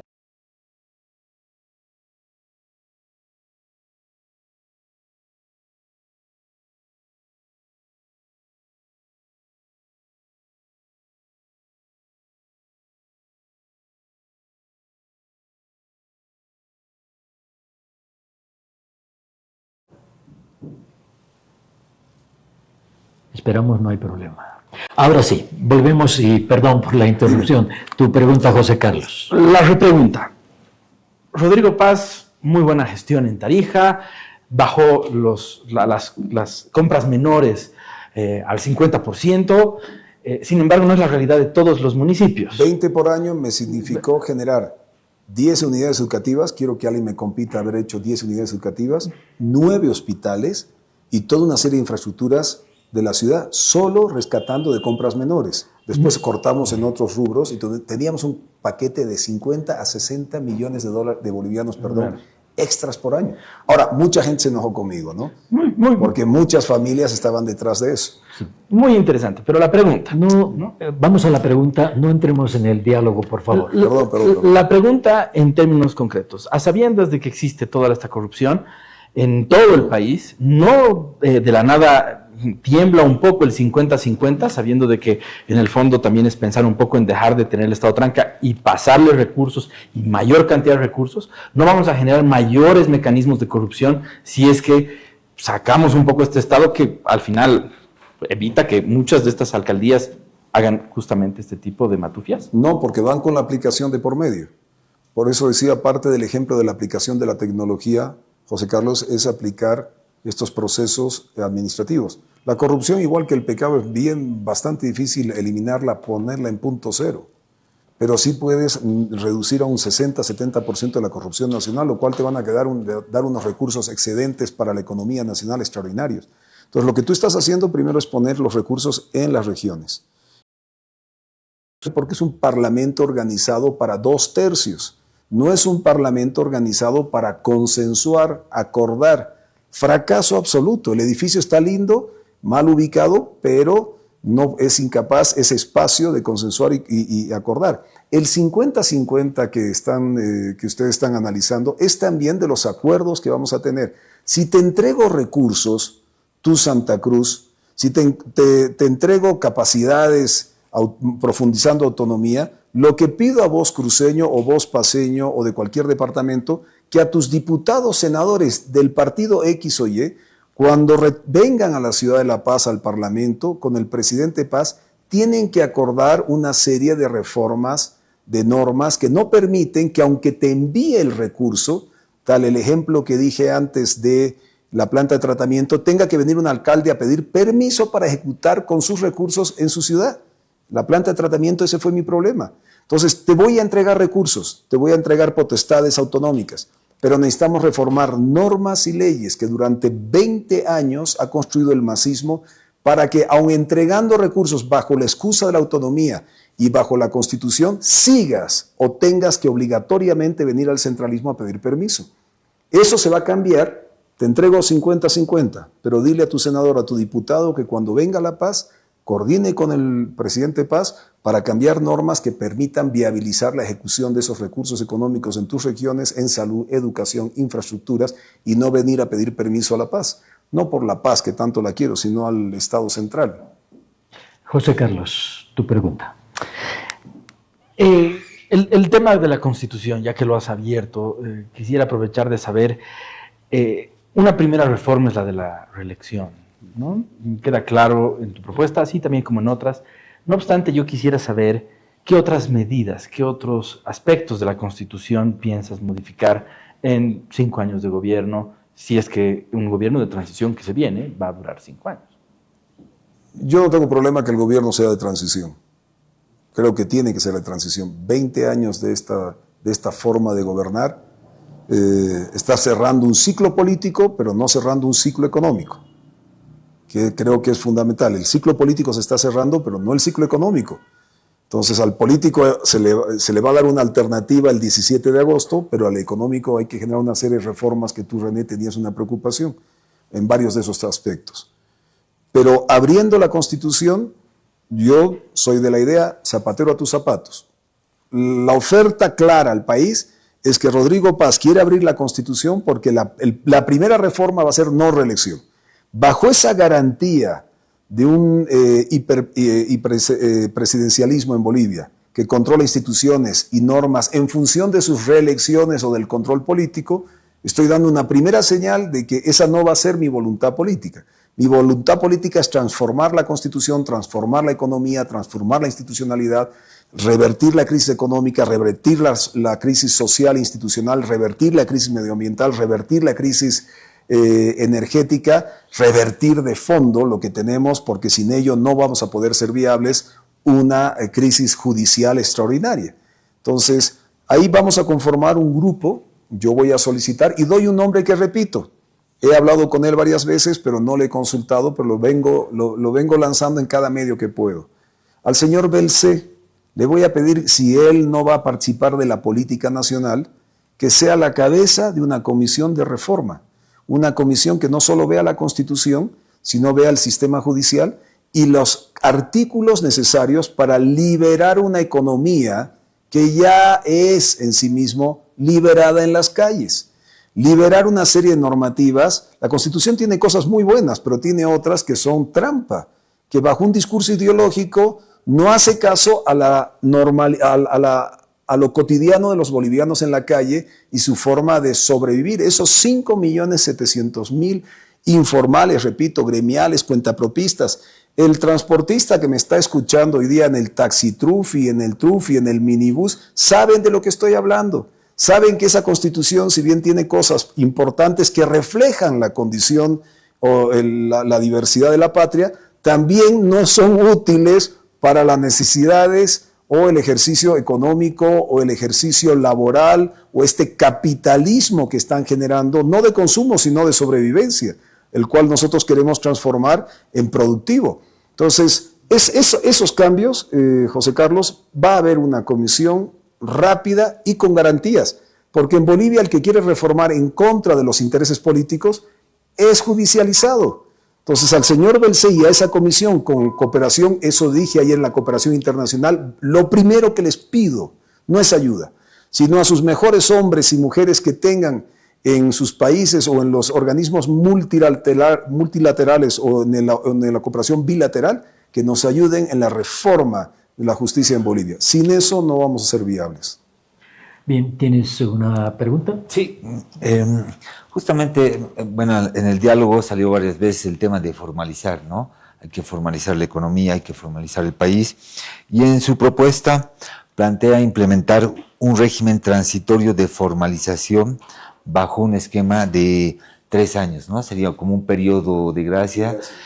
¿Cómo funcionaría esto? Porque por ejemplo, cuando se ha hecho la reforma al sistema tributario el año 86, se han incorporado 3 regímenes especiales, ¿no? El agropecuario, el simplificado y el de transportes. y tenían que ser transitorios, pero ya son como 40 años, es bien difícil quitar esa dádiva que se da a un sector y luego que paguen impuestos, ¿no? ¿Cómo plantea implementar su programa de formalización? Mira, cuando vas y hablas, el otro día estábamos con el capitán Lara en la feria de Barrio Lindo. Capi, le decían los comerciantes, y una señora nos regaló unas remeras, unas poleras de la selección nacional. Mire, este producto yo lo traigo del exterior, del Brasil. Ella nos dijo que pagaba arancel.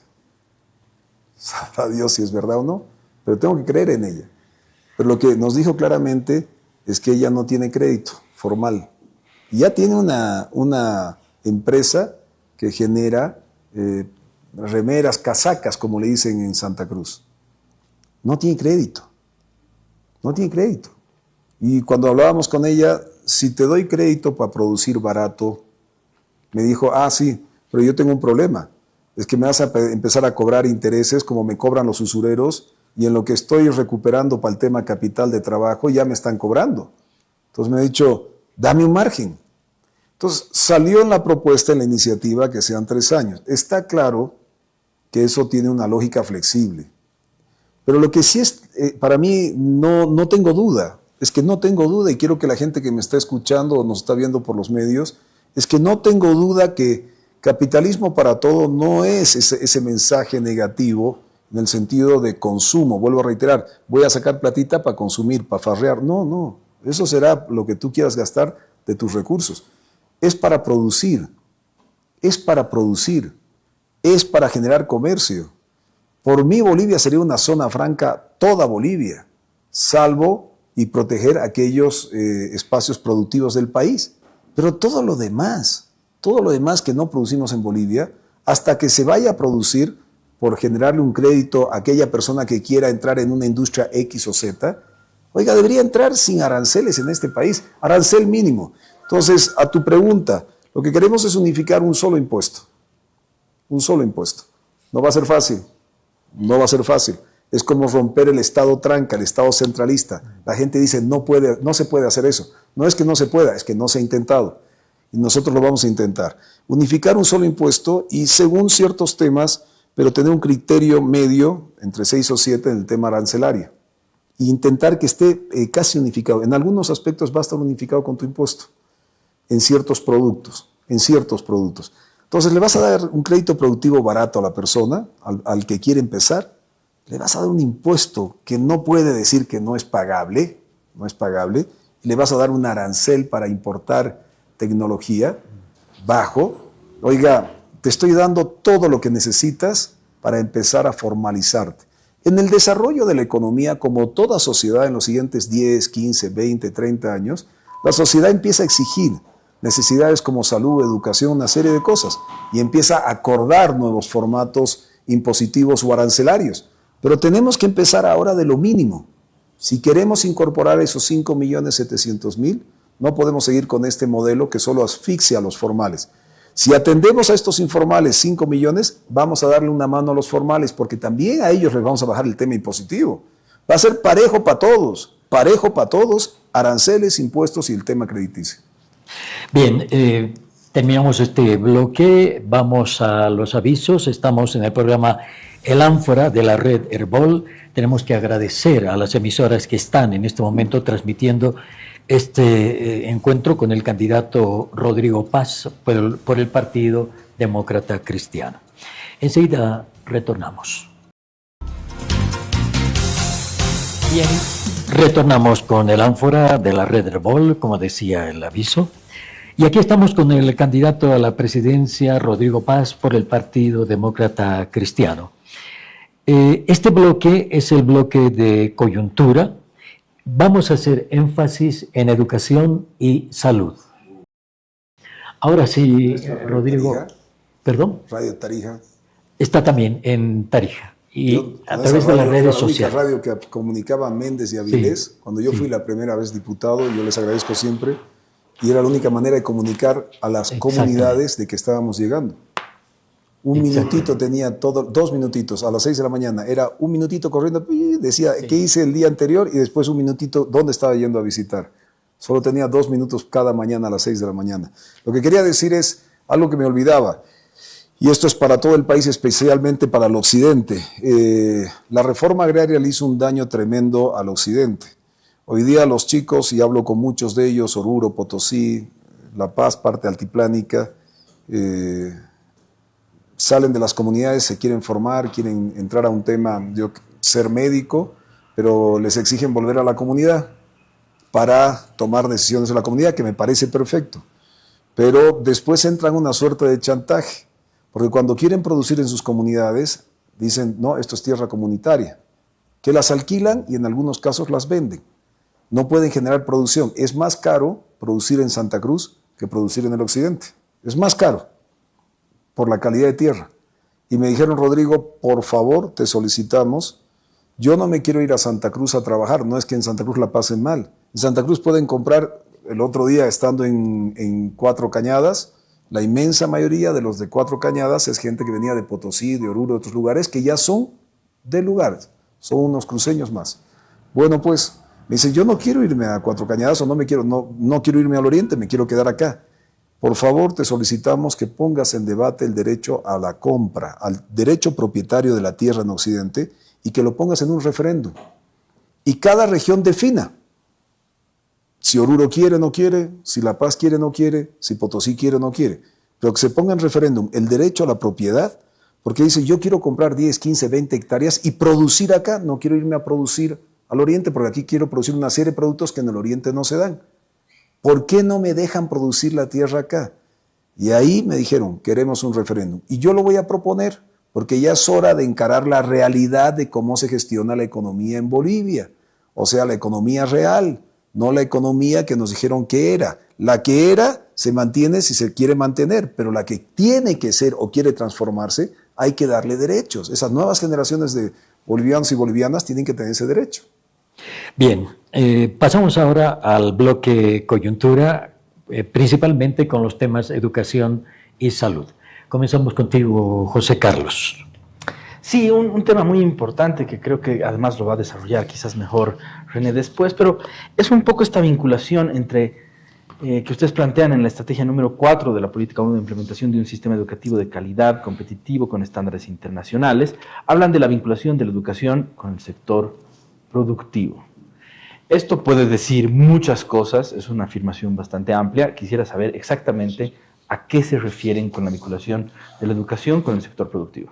A ver, el 50-50 en educación significa, por darte un ejemplo, que la currícula, un 50% de la currícula sea desarrollada por un gobierno central. O sea, historia de Bolivia, física, biología, una serie de materias que son estándar. Me estoy refiriendo a la educación escolar. Pero el otro 50 te lo voy a dar a tu región, con recursos y con derechos a tomar decisiones. Por ejemplo, si Santa Cruz quiere desarrollar su recurso humano, o sea, esos chicos que salen del sistema educativo, con una visión sobre la agroindustria, sobre una visión sobre servicios financieros que hoy día se han desarrollado muy bien en Santa Cruz, o si Tarija quiere desarrollar su capacidad de vinos, uvas y cinganes, si quiere desarrollar su capacidad del gas, si quiere desarrollar su capacidad de turismo, Tarija va a determinar ese otro 50, o Pando o Beni, ese otro 50 sobre las materias que quiera desarrollar. Por ejemplo, yo aconsejo por la experiencia municipal, los chicos tienen que salir con una visión, con un entendimiento de qué es un plan de negocios. Los chicos y chicas tienen que salir con una visión de un mínimo de contabilidad personal. Tienen que salir todos los bolivianos, y esto es una propuesta que hemos hecho y lo he rescatado de todos los días que hemos hecho, todos tienen que salir hablando inglés. No por el inglés en sí mismo. Al final una lengua es para comunicarse. En la propuesta hay el tema trilingüe. Una lengua transversal que el castellano, una lengua originaria, pero una lengua de orden mundial que es el inglés para aperturar esa visión. Y además, dentro de la propuesta de ese 50-50, cada región va a ser libre de hacer alianzas con quien quiera. ¿Quieres hacer alianza Santa Cruz con los suizos para traer un sistema educativo en ciertas temáticas? Tú tomas esas determinaciones. No somos iguales, las regiones son diferentes. Y en esa diferencia cada uno potencia lo que considera un recurso humano a futuro. Porque esos chicos tal vez salgan el día de mañana a la universidad pública, a la universidad privada, o vayan a hacer algún tema técnico. Pero cuando tú le preguntas a cualquier estudiante en Bolivia, ¿sabes algo con qué defenderte saliendo de colegio? ¿Tienes algún instrumento? No tienen ni idea. No saben cómo sacarse un crédito, no saben cómo hacer un plan de negocios. Y no te estoy diciendo que hagan un plan de negocios a nivel empresarial, pero tengan un mínimo de criterio para resolver sus problemas en la vida. Estoy dando ejemplos puntuales. Cada región tendrá la libertad para determinar su 50% y poder desarrollar capacidades productivas, empezar a desarrollar capacidades productivas. René, Eso sí que es, me faltan 19, cuidado. eso sí que es ruptura con el sistema. Hoy día el sindicalismo educativo, ¿con quién le gusta gestionar? Con el ministro, porque ahí están las pegas, están las partidas, están los recursos, están los ítems. Cuando descentralizas, tú vas a generar un sistema para que esto se desarrolle con la academia, con los sectores sociales, con los productores, con todo lo que son las organizaciones, determinan su 50% y sus sistemas de control. Rompe esta estructura del Estado central. Ya. Continuando con educación, el sector de educación en el periodo de la bonanza ha recibido significativos incrementos en términos de presupuesto, ¿no? Lo que antes era muy común, que marchaban los maestros, de un tiempo adelante esto ya no se ha visto, ¿no? Y es porque evidentemente han habido mayores asignaciones presupuestarias para el sector. Pero pasados muchos años, el Observatorio de la Calidad Educativa ha sacado unos resultados sobre la calidad de nuestra educación, ¿no? Se asigna mucho dinero, es la prioridad número 1 en la asignación del presupuesto público, pero tenemos que 3 de cada 10 estudiantes de secundaria aprueben matemáticas, solo 3 de 100. Y solo el 33% aprueben lectura. Entonces, se ha dado mucho dinero, pero la educación es pésima, ¿no? Entonces parece que no es problema de dinero, sino es la calidad. ¿Qué es lo que plantea al respecto? Bueno, hay varios aspectos. Uno, el tema de la tecnología tiene que ser. Cuando estaba, y vuelvo mi experiencia con este monstruo, quería ofrecer educación en inglés en Tarija, lo primero que me preguntaron los profesores, ¿cuánto va a ser mi bono o mi incremento? Empecemos a debatir qué enseñanza de inglés o cómo le vamos a educar a los chicos. Entonces, nosotros intentamos aplicar un sistema de tecnología en la ciudad inteligente, quedó mermado a la mitad, pero si somos gobierno lo vamos a completar, porque a través de la tecnología llegas a estos sistemas o llegas a la computadora y sobrepasas una serie de trabas en la formación.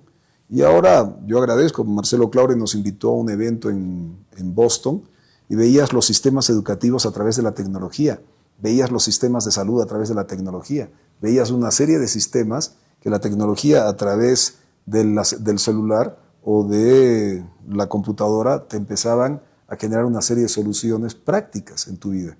Entonces la tecnología es uno, evidentemente. Pero en cuanto al tema, se me quedó, ¿cuál era la segunda parte de tu pregunta, perdón? La calidad educativa. ¿Quién es el futuro? ¿Los chicos? Porque a mí cuando yo pregunto ¿quién es el futuro de la patria? En el sistema educativo, los chicos. No, mentira, son los profesores.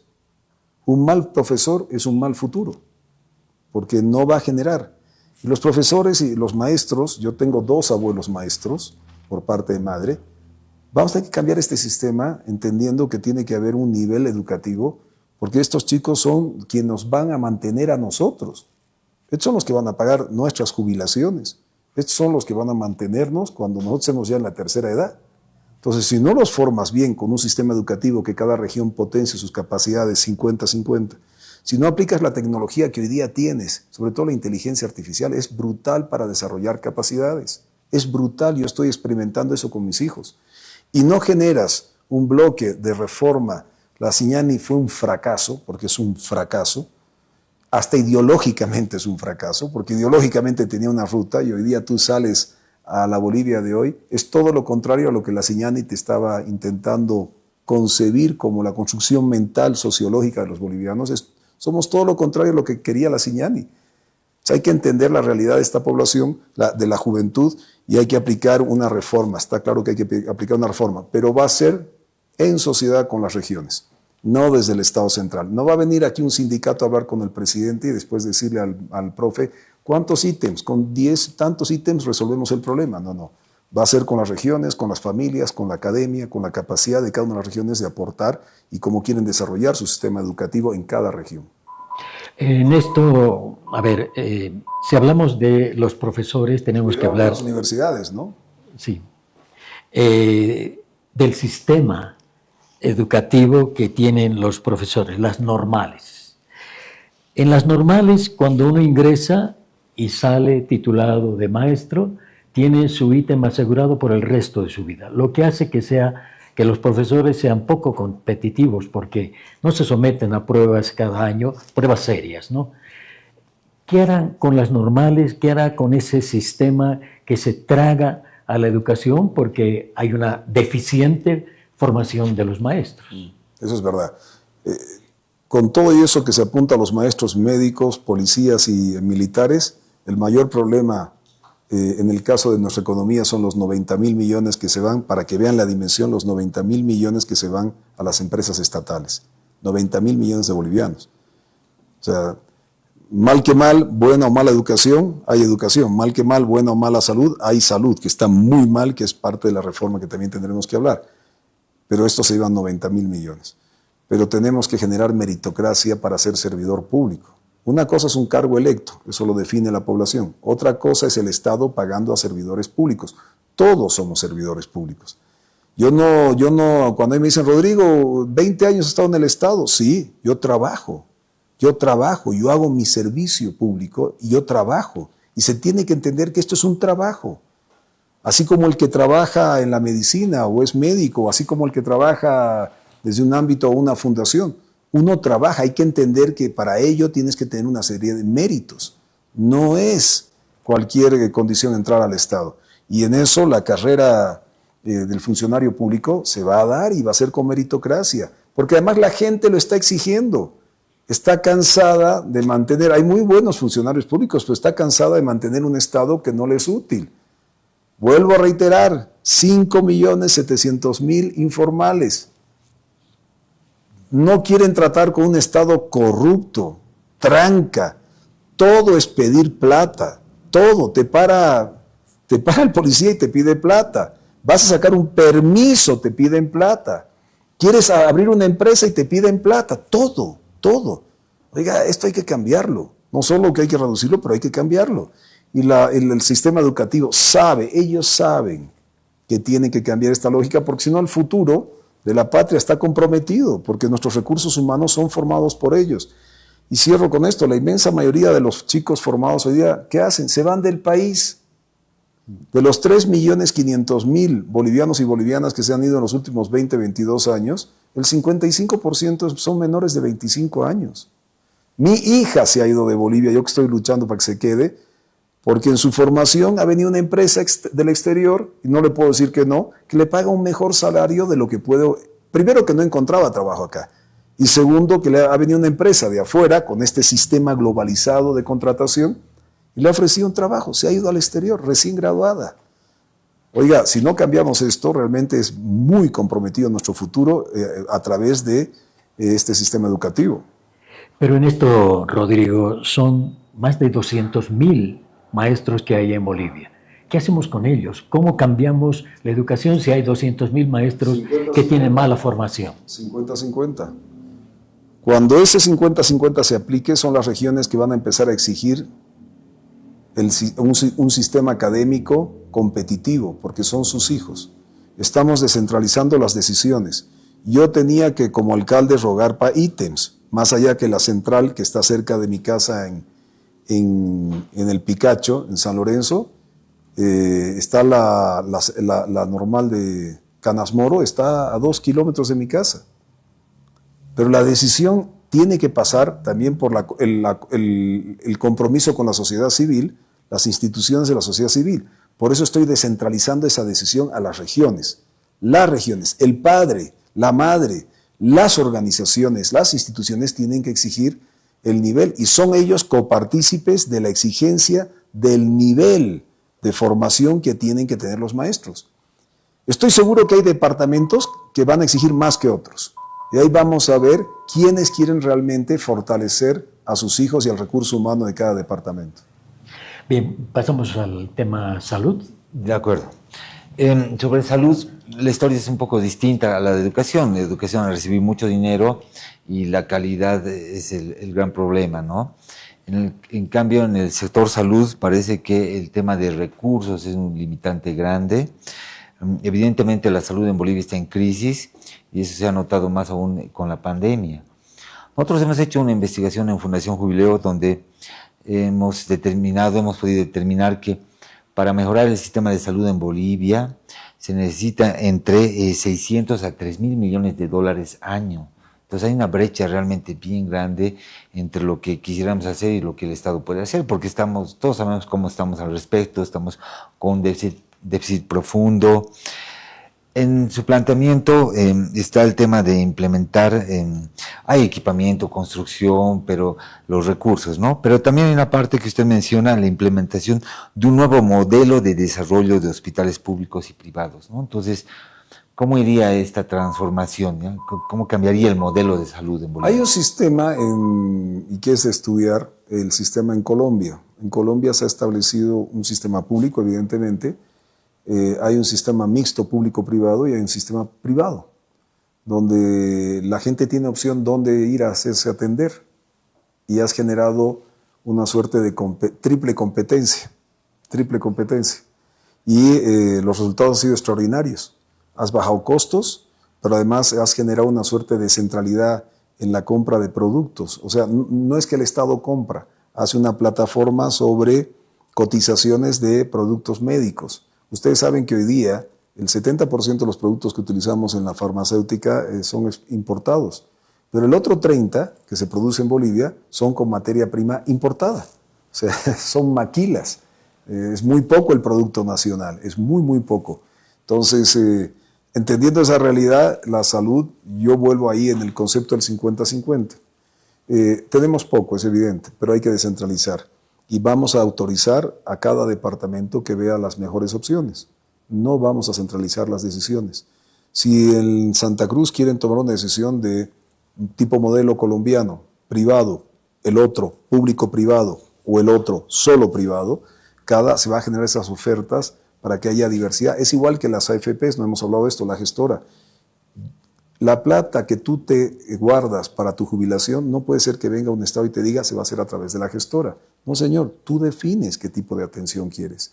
No puede ser que 24.500 millones de dólares se hayan ido a un gobierno nacional y dispongan de recursos que son de los bolivianos. Es mi platita, yo soy aportante. ¿Por qué alguien me tiene que decir dónde poner mi plata? ¿Por qué alguien me tiene que decir dónde irme a hacer atender?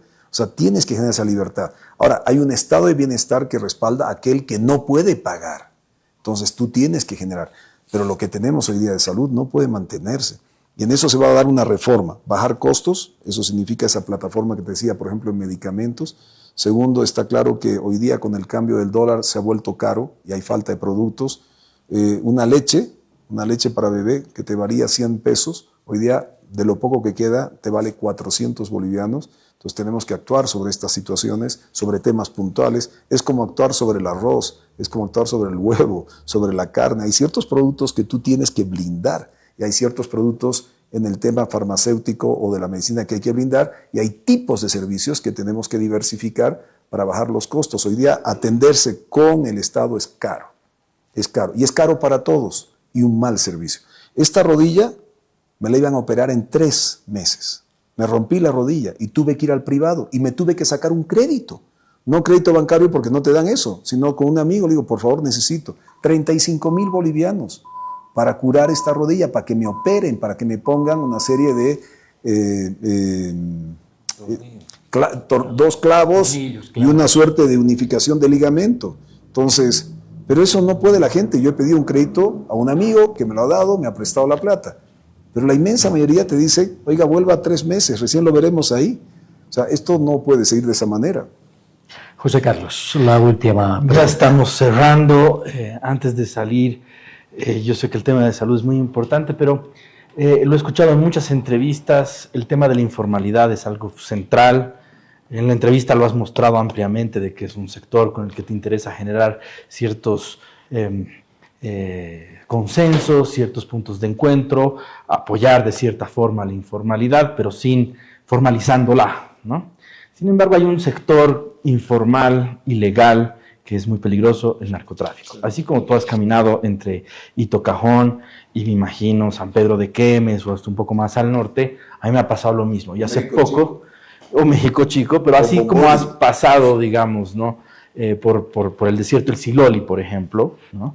Yo he estado por ahí y he visto narcotraficantes y actores que claramente están ahí caminando con una mochila en un desierto. Sí. ¿Qué vas a hacer con el narcotráfico? A ver, narcotráfico es un tema puntual. Yo estoy con las grandes mayorías porque entiendo que si no resolvemos el problema de las grandes mayorías, olvídate con las minorías, olvídate. O sea, gremiales, cuentapropistas, transportistas, comerciantes, toda la lista, tienes que atender ese tema. Es central en Bolivia. Son 5.700.000 y mueve muchos recursos, muchos recursos. Y dímelo a mí que bailo muchos años folclore y veo cómo se mueve eso. Otra cosa es lo ilícito. Otra cosa es lo ilícito. Y es evidente, el Chapare podría ser un centro turístico si solo aplicas las normas que existen y hay voluntad. Yo te hago una consulta. ¿Por qué en el Chapare no ponemos en ese extraordinario aeropuerto que no es Chaparina, ¿cómo se llama? Del Trópico, pero donde está ubicado, se me ha ido ahora el nombre. El extraordinario, son una franja aeroportuaria de 4 kilómetros un poco más. Ni el Alto tiene eso. ¿Por qué no pones la Fuerza Aérea ahí? Los 4 aviones chinos que tenemos de la Fuerza Aérea, ¿por qué no la instalas ahí? Tú sabes que en ese aeropuerto, a partir de las 9:30, empiezan a salir las avionetas. Y salen las avionetas. Sale. Salió en el gobierno de Evo, salió en el gobierno de Lañez y sale en este gobierno. 9:30. Empiezan. ¿Por qué no pones la Fuerza Aérea? Ya si con la Fuerza Aérea instalada ahí pasa lo mismo, ya es un grave problema. Pero ¿por qué no instalas verdaderamente aplicando la norma, la ley, en regiones que podrían ser grandes centros de producción, que hay gente que produce, aún con lo ilícito que hay en el lugar, y generar un gran proceso de turismo que es extraordinario el Chapare, y aplicar la ley? Hay ley para eso, pero el Estado no participa, porque es parte de ese proceso ilícito. Tenemos un gobierno de 20 años que es parte de lo ilícito. Entonces no extraña que ya sea por Ollagüe, o Cajón Ito Bolivia, o por las 3 entradas que hay por encima de Tambo Quemado, que es nuestra última entrada legal, entrada y salida con Chile, o en Pisiga, que conoces muy bien, arriba y abajo hay entradas. La gente pasa con sus mochilas y pasa a la vista del Estado. Eso el Estado tiene que aplicar y hay normas y leyes. Pero si no atendemos los 5.700.000, eso es chiquito al lado del serio problema de no resolver la mayoría de los bolivianos y bolivianas que están dentro de este ámbito que llaman informalidad. Eso es es la verdadera necesidad para resolver. Bien, Rodrigo, muchísimas gracias por haber estado acá con la red de Herbol. Esperemos que en el transcurso de lo que queda hasta el 17 de agosto volvamos a encontrarnos en alguna oportunidad. También quiero agradecer a los especialistas José Carlos Solón y René Martínez que nos han acompañado esta noche. Y a ustedes, amigos, amigas de la red Herbol, también un agradecimiento especial por su atención a este programa del Ánfora de este viernes 27 de junio del 2025. Quiero comunicarles que el próximo lunes 30 de junio a partir de las 18 horas va a estar en este salón de la Fundación Solón, donde trabajaba Walter Solón Romero. Es increíble estar en un espacio como este y le agradecemos a la Fundación Solón. El próximo lunes va a estar el candidato Pavel Aracena de Acción Democrática Nacionalista. Con eso nos despedimos del Ánfora de este 27 de junio del 2025. Muchísimas gracias a todos ustedes. El Ánfora. Rumbo a las elecciones generales.